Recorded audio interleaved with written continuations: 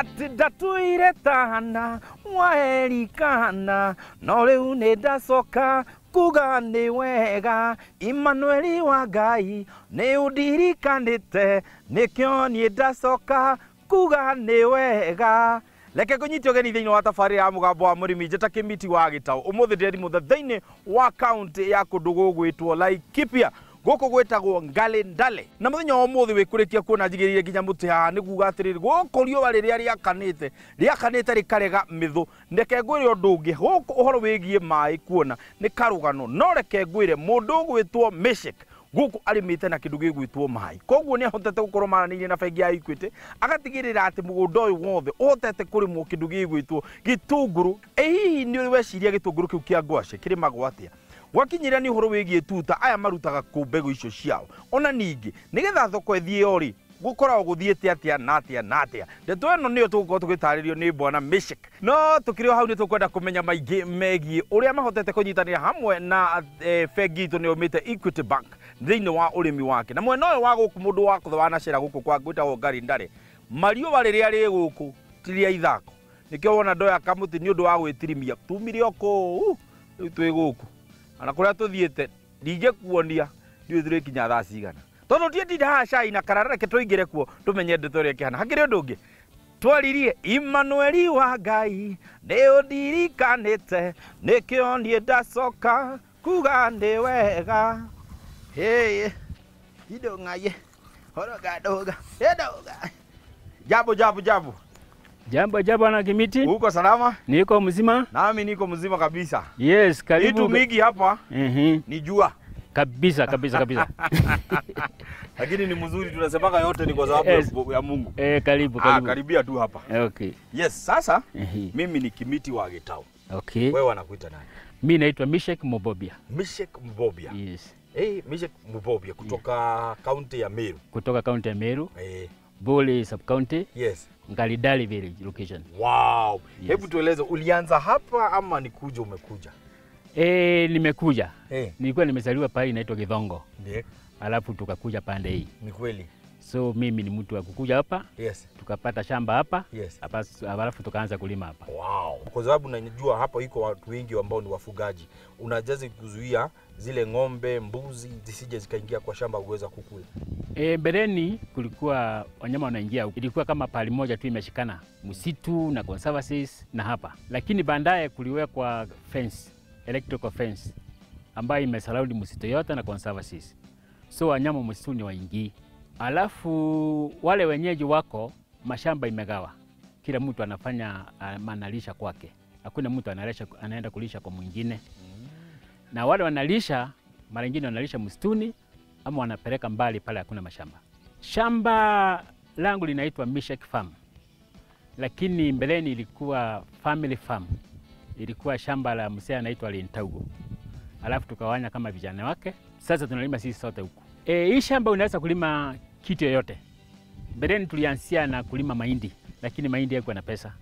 Unalima mahindi mingi lakini bei inakuwa kidogo. Alafu tukakuja tukaanza kulima nyanya, tomatoes. Tomatoes ilikuwa na pesa mingi sana mbele 1990s. Na tulikuwa tunauza sana Mombasa, Kongwea. Lakini brokers wakaingia. Alafu ikakosa pesa tena. Tukaanza kulima mishili, French beans, snaps and all those. Lakini naye kukawa the companies zile zinakuja kununua nazo asitupatii pesa ya kutosha kwa sababu kulikuwa na broker mingi katikati. So mwisho tumegeukia kitunguu. Ile kitunguu tunazungumzia leo ni kitunguu inaitwa barbed onion. Ile inakuwa na rangi ya red. Siku ya leo nikiangalia kuna kazi ambao unaona wamama ambao wanazidi wameinama pale na naona ni kama wanapanda. Hebu tueleze ni kazi ipi ambao wanaendelea kufanya?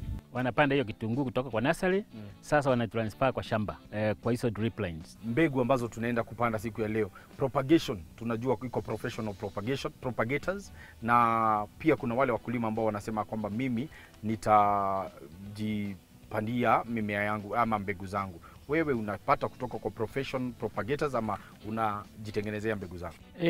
Ni sisi tunajimwagia mbegu kwa sababu tumekuja kugundua ile professional propagators wanakuanga expensive kwa sababu wanalipisha mbegu moja shilingi moja. So kama ukichukua tuseme kama 1 kilo inakuwa na 200,000 seeds. So ukioteshewa na hao watu itakuwa 200,000 shillings. Yes. So sisi unakuta kugundua, ukichukua mbegu yako uoteshe, hata kama itapotea 20%, it is not equal to the amount of money ile ungelipa kwa hao watu. So sisi tunachukua mbegu yetu, tuna uyusi, tumekaa kwa muda mrefu sana tukipropagate, tunajipropagatea, alafu ikikua tuna transfer kwa shamba. Kwa wale ambao wanasema watajipandia zile mbegu zao, kuna risk ambazo unaweza sema watapitia? Basically mmea wote kuota kuwa na zile conditions zinatakana: maji, hewa and warmth. Na hata kuwe na professional propagator ama mkulima mwenyewe, those basics ones are the same. So vile tunafanya, kwanza tunaenda prepare the nursery, iwe na mchanga soft, alafu tunachukua mbegu, tunamwaga, tuna spray chemicals zile zinaweza kuprevent wadudu. Kuna soil borne diseases. Hizo soil borne diseases zinaweza kufanya hii mmea isimee vizuri ama ikate. Tuna spray those chemicals. Alafu kuna chemicals zingine zina break dormancy. When the seed ikiwa ni seed inakuanga na ile kutomea. Kuna ndawa inaweza kufulisiwa alafu ina break that seed dormancy. So it increases the percentage of germination.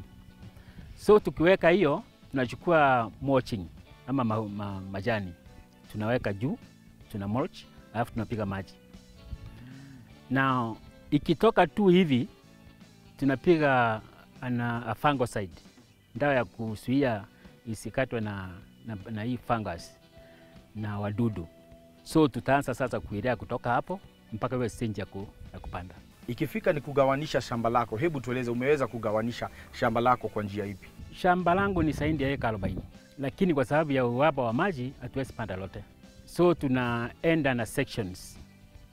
Tunapanda section moja, tunaiona inatoshelesha maji, na tunapimia bila kabla haijakuwa tayari, tunapanda another section.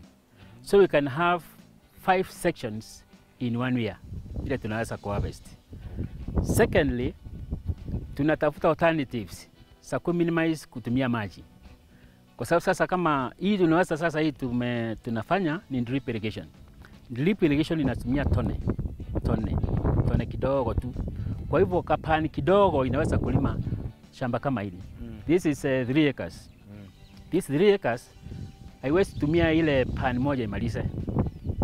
So tunaenda na njia zingine zile zitafanya maji iwe more efficient kwa kutumia. Nimeona water pans ambazo ama hifadhi ambazo uko nazo za maji. Hebu tueleze hizi hifadhi zinatoa wapi maji? Hiyo maji tume-extract kutoka Ngalidali River. Na tunafuata the water Ministry of Water rules. Kuna bodi inaitwa WAMA. Tunaomba maji kwao, tuna extract ile wanakupatia kutoka permit, alafu hiyo tuna store kwa the pans. Alafu tunalipa. Ili mtu aweze kupata financial support, ni yapi ambao unafaa kuwa umefuatilia na umeweza kuyatimiza? Kwanza lazima waone uko na samba ya kulima, the financials. Okay. Pili, una source ya maji. Tatu, hiyo maji lazima uwe legal, yani uko na permit na unalipia na una ability ya kuproduce. Alafu watakupatia pesa kidogo kwanza, na hiyo pesa yao itaenda waki increase kulingana na vile una produce. Mbeleni nilikuwa nalima pale kidogo, kwa sababu sasa wakati nalima pale kidogo, mara nyingine ile pesa nikuja kugawa kwa ukulima inakataa, kwa sababu niko na mambo mengi ya kufanya. Lakini nilienda kwa Equity Bank, tukazungumza nao, wakakuja wakasema shamba yangu, alafu wakaanza kunifinance kidogo. So Equity Bank are my financials. Nikitazama naweza uliza ni kama unakuwa na watu wangapi hivi kwa siku ambao wamepewa kazi? Mostly tunaweza kuemploy kama watu 20. Wow. Zaidi ya watu 20. Yes. Na chini ya watu, means approximately 20 people per day. Mara mingi most of them are casuals. Wale tunao permanent si wengi sana, ni kama watu 10. Lakini casuals kuna wakati tuna employ hata 50. Sana sana kama wakati wa kuharvest. Wanaweza kuja 50 kwa sababu sasa tukianza kukata hii kitunguu hata 50 hawezi toshea hapa. Ikifika ni malipo ya wafanyikazi, mnawalipa kwa njia ipi? Wale tumesema kama ni permanent, wale nakaa kwa mwezi tunawalipa kwa mwezi. Wale wa kisiku, wale casual laborers tunalipa sana kwa siku. Ile pesa mingi ndio wanategemea kwenda kula. So jioni kama wao sasa wakitoka hapa lazima wapate pesa yao waende nayo. Kuna wengine wanataka kulipwa kwa wiki, wale ambao si permanent. Kuna wale umeona wameweza kubadilisha maisha yao. Wengi, wale watu wengi walikuwa wanalai na shamba hii. Watoto wengi wale wamesoma, mara nyingine wanasomeshwa kutoka pesa ile inatoka kwa shamba hii. Transformation ni kubwa. Na hau agweta uhoro wigi transformation kana gucenjia muturire wa aria makoretwo makiruta wira guku ucio ni undu umwe wa kana githomo kimwe kinene muno kirikia gukorwo tugithoma ati kumanya na runi ruria hotete gukorwo akiamukira kuma kuria bengi ya Equity ni ekuhota guka na hote gukorwo ina mugunda toyo na hote kwandika andu wira na wacio mandikwo wira makagia na kindu gigwitwo irio makagia na kindu gigwitwo mbeca cia cukuru mbeca cia gwaka nyumba ona mbeca cia gukorwo magikuria kimuturire koguo onawe tubeca turia tunini ungihota guthii kugira no uhote gucenjia itura rianyu reke twambe tuikirie no ni tugucokereria thutha wa kahinda gatari